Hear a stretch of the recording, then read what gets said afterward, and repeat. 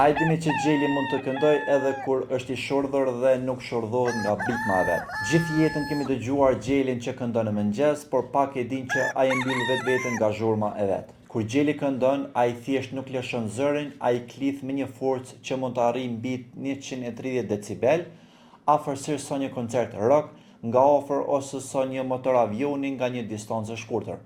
Një zhurmë e tillë do të dëmtonte dëgjimin e çdo krijese, por jo Gjelin. Pse? Sepse ai kur hap sqepin për të kënduar, një mekanizëm i natyrshëm bën që një pjesë e kanaleve të veshit të mbyllen automatikisht si një lloj tapi mbrojtëse. Pra Gjeli në një farë mënyre e shordhon vetveten përkohësisht që të mos shordhohet përgjithmonë. Dhe kjo ndodh çdo ditë, disa herë në ditë nga agimi deri në perëndim.